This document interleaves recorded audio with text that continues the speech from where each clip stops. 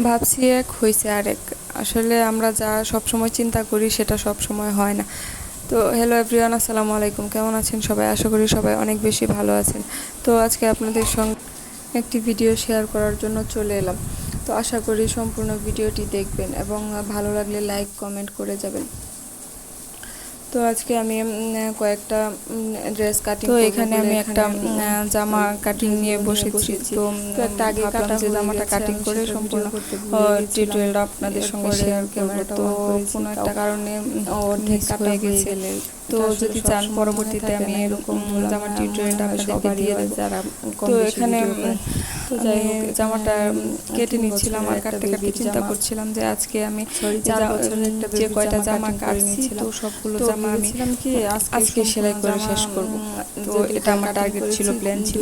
কিন্তু ওই যে চাইলে তো সব সময় সব কিছু হয় না বা হয়ে ওঠে না, আল্লাহ যা চায় তাই। আমাদের মতো তো এখানে আমি জামাটা কাটিং করে নিচ্ছিলাম সববারে। আসলে এখানে আমি মোট 2টা জামা কাটিং করেছি। তো ওই জামাটার ভিডিও ক্লিপ আমার নেওয়া হয়নি, সব কাজ সব সময় করা হয়ে ওঠে না। তো কারেন্ট চলে গেছিল, তো কারেন্ট আসার সাথে এখন কথা আবার ক্যামেরাটা অন করে দিয়েছি।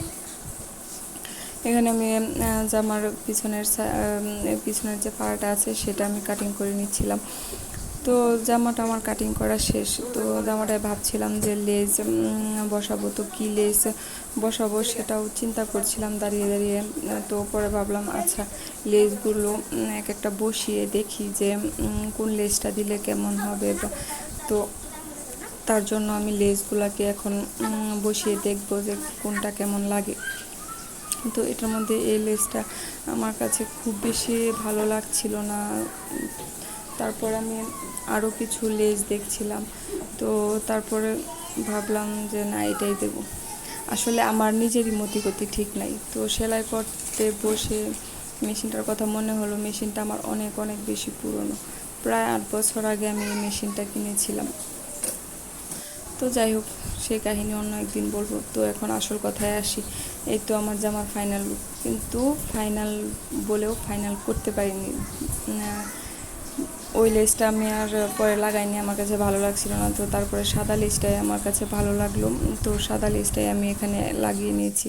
তো যেই কারণে আমি জামাটা কমপ্লিট করতে পারিনি। এই যে আমার মহারাজা এখানে অনেকগুলো বাজার নিয়ে এসেছে, মাছ এনেছে এই সবজিগুলোর জন্য।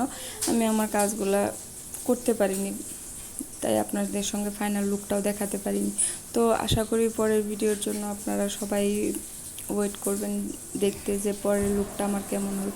সেই পর্যন্ত সবাই ভালো থাকবেন, সুস্থ থাকবেন এবং পরবর্তী ভিডিও দেখার জন্য আমার চ্যানেলটা সাবস্ক্রাইব করে রাখবেন। ধন্যবাদ সবাইকে।